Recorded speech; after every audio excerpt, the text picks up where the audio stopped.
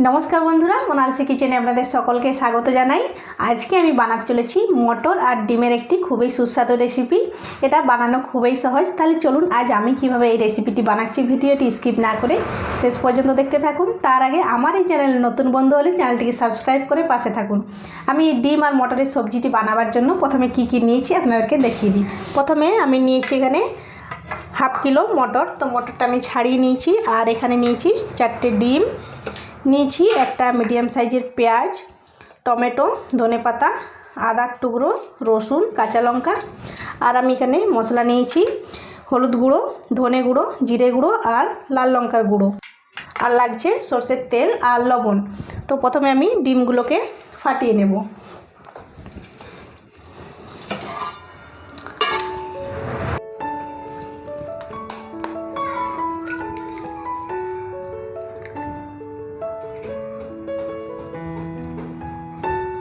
আমি ডিমগুলো ফাটিয়ে নিয়েছি। এর মধ্যে দিয়ে দিচ্ছি পরিমাণ মতো লবণ আর দিয়ে দিচ্ছি সরষের তেল। সরষের তেল দিলে ডিমের যে আষ্টে গন্ধটা থাকে সেটা গন্ধটা করবে না। এরপর আমি ডিমটাকে খুব ভালোভাবে ফেটিয়ে নিচ্ছি।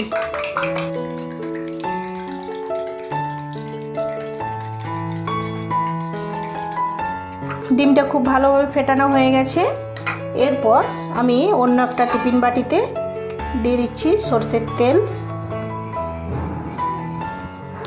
সরষের তেলটা টিফিনের চারদিকে আমি ভালোভাবে লাগিয়ে নিচ্ছি।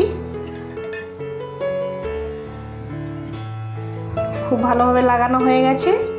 এরপর এই ফেটানো ডিমটা আমি এই টিফিন বাটির মধ্যে ঢেলে দিচ্ছি। ডিমটা ঢেলে নেওয়ার পর আমি এটা টিফিন বাটিটা খুব ভালোভাবে ঢাকা দিয়ে দিচ্ছি। ঢাকনাটা আমি খুব ভালোভাবে টাইট করে লাগিয়ে দিচ্ছি যাতে খুলে জল ঢুকে না যায়। এরপর এটাকে আমি ভাপিয়ে নেব। এদিকে একটা কড়াইতে আমি কিছুটা জল দিয়ে দিচ্ছি। জলের ওপর আমি একটা স্ট্যান্ড লাগিয়ে দিচ্ছি। স্ট্যান্ডটার ওপরে আমি টিফিন বাটিটা দিয়ে 10 মিনিটের জন্য ঢাকা দিয়ে হাই ফ্লেমে ভাপিয়ে নেব। ডিমটা ভাপা হতে হতে আমি ততক্ষণে এই মশলাগুলো বেটে নেব। আদা, রসুন আর কাঁচা লঙ্কাটাকে আমি বেটে নিচ্ছি।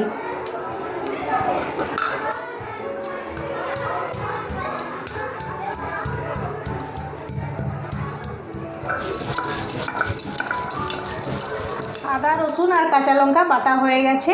এরপর আমি দেখব ডিমটা সেদ্ধ হয়েছে কিনা। ঢাকাটা খুলে দেখে নিচ্ছি আমি।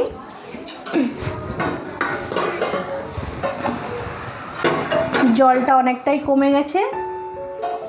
এরপর আমি গ্যাসটা বন্ধ করে এটা কিছুক্ষণের জন্য ঠান্ডা করে নেব, নয়তো ঢাকাটা খোলা যাবে না। টিফিনটা আমি ঠান্ডা করে নিয়েছি। এরপর আমি খুলে দেখে নিচ্ছি ডিমটা ভালোভাবে সেদ্ধ হয়েছে কিনা। এই দেখুন খুব সুন্দর সেদ্ধ হয়ে গেছে, সাইডগুলো ছেড়ে ছেড়ে গেছে।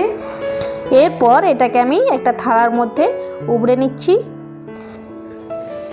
এই দেখুন খুব সুন্দর উঠে চলে এসছে।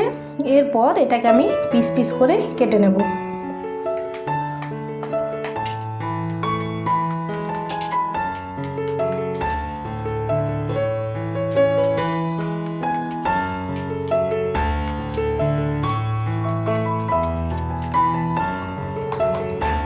এই দেখুন খুব সুন্দর পিস পিস করে কেটে নিয়েছি ঠিক এইভাবে।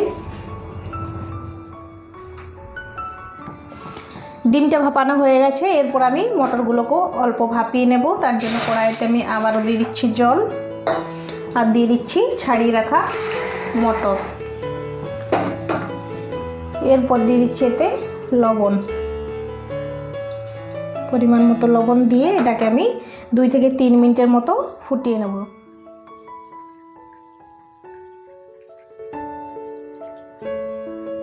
মটরটা 2 মিনিটের মতো ফুটিয়ে আমি জলটা ঝরিয়ে নিয়েছি।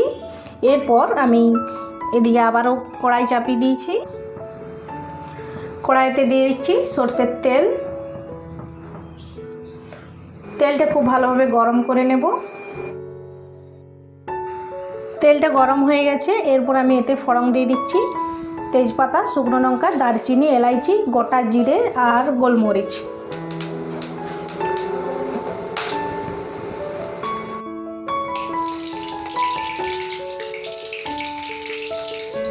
এরপর দিয়ে দিচ্ছি কুচি করে রাখা পেঁয়াজ।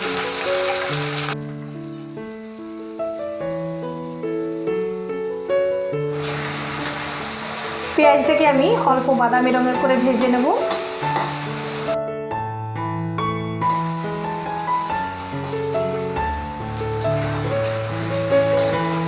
পেঁয়াজটা বাদামি রঙের করে ভাজা হয়ে গেছে। এরপর আমি দিয়ে দিচ্ছি বেটে রাখা আদা আর রসুন। আদা রসুনটা দিয়ে আমি খুব ভালোভাবে এটা মিক্স করে নিচ্ছি পেঁয়াজের সাথে।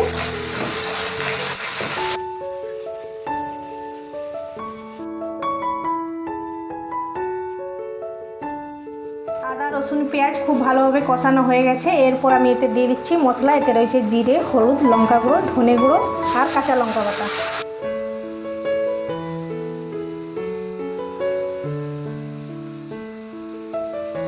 খুব ভালোভাবে মিক্স করে নিচ্ছি মশলাটা আদা রসুন পেঁয়াজের সাথে। এরপর এটাকে আমি খুব ভালোভাবে কষিয়ে নেব।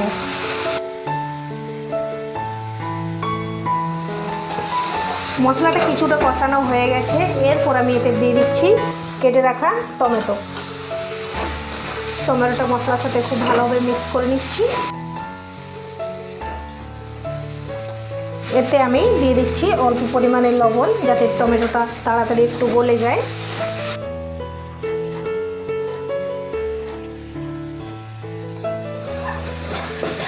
টমেটোটা খুব ভালোভাবে গলে গেছে।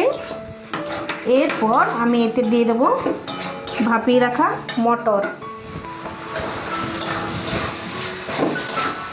মটরটা মশলার সাথে দিয়ে খুব ভালোভাবে মিক্স করে নিচ্ছি।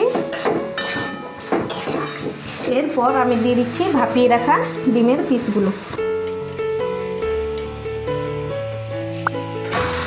খুব ভালোভাবে সবগুলোকে মিক্স করে নিচ্ছি।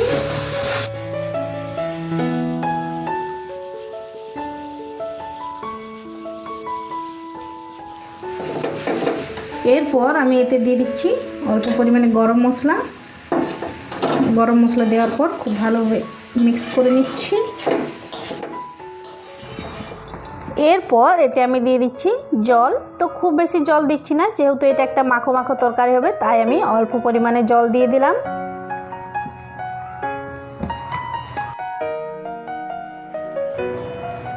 জল দেওয়ার পর দিয়ে দিচ্ছি পরিমাণ মতো লবণ। তো লবণটা সবসময় চেক করে নেবেন, যেহেতু আমি মটর সেদ্ধ করার সময় আর ডিমটা ভাপাবার সময় লবণ দিয়ে রেখেছিলাম, আবার মশলাতেও লবণ দিয়েছিলাম, তো লবণটা সবসময় চেক করেই দিতে হবে। লবণ দেওয়ার পর অল্প ফুটিয়ে নিয়ে দিয়ে দিচ্ছি কুচি করে রাখা ধনে পাতা দেওয়ার পর অল্প নাড়িয়ে নিয়ে আমি গ্যাসের আঁচটা বন্ধ করে এটাকে গরম গরম পরিবেশন করব। খেতে খুবই ভালো লাগবে। তৈরি হয়ে গেল আমার আজকের রেসিপি মটর দিয়ে ভাপা ডিমের কারি। এই রেসিপিটি আপনারা অবশ্যই বাড়িতে একবার বানাবেন। এটা ভাত, রুটি, পরোটা, লুচি সব কিছুর সাথে পরিবেশন করুন, খেতে খুবই ভালো লাগবে। আর আশা করছি আজকের আমার এই রেসিপিটি আপনাদের ভালো লেগেছে। তাহলে লাইক, কমেন্ট এবং শেয়ার করতে ভুলবেন না। আর আমার চ্যানেলে যদি নতুন বন্ধু হয়ে থাকেন তো চ্যানেলটিকে অবশ্যই সাবস্ক্রাইব করে পাশে থাকবেন। দেখা হচ্ছে তাহলে পরের ভিডিওতে। তখন সকলে ভালো থাকবেন, সুস্থ থাকবেন।